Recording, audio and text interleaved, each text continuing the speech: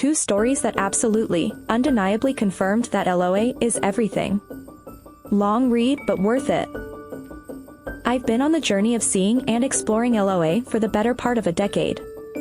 This past summer began with a major turning point in my life. I had set out some enormous goals, and I've come to realize that I really had to dive into a belief and knowing of those goals in order to feel good, and the universe is effortlessly guiding me towards everything I want. I don't always feel it. I think that's always important to remember, when you've tasted the high of true knowing you are always vulnerable to the other end of the stick.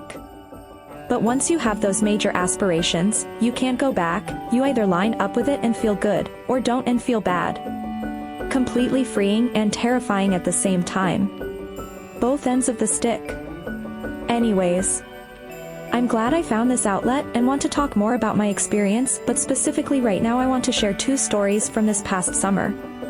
There are many, but these stick out as how unbelievably intricate and complex this divine system is, how we can't possibly try to make human sense of it, and that's okay. Story 1. I work at a restaurant. Summers are pretty good money there, so I average between 100 and 200 in tips per shift. I work 5 times a week. I had some success with deciding I wanted to make certain amount in the morning and then making that exact amount. I remember trying for 150 a few times at the end of the week. Both days made exactly that. So I wanted to try a more specific game. I wanted to average 150 over the course of the 5-day week.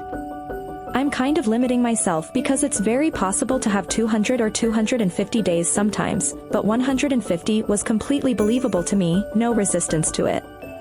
So that means I would have made exactly 750 after the week. Day 1 I made $140, day 2 I made $160, and day 3 I made $150. Perfectly on track. Then day 4 I only made $105, which meant that on day 5 I would have to make $195. So I go into day 5. It is not feeling like a $195 day, which was strange to me because I knew I had no resistance to it. There's no reason why it wouldn't be the case. The day finished and I made $140. I didn't beat myself up over it or anything. Maybe I just threw some resistance on the trail by recognizing it wasn't feeling like a big day. Oh well, I let it go. If you get a lot of card payments, many times we end with due backs, meaning at the end of the week you get all of your previous tips in envelopes. I did not have any due backs. As I was leaving, I wandered into the office anyways. I remember even thinking, why did I come in here? Another employee who is a friend and shares my name was getting his due backs. At the exact time I walked in they found a due back that had been accidentally addressed to him, but was actually mine.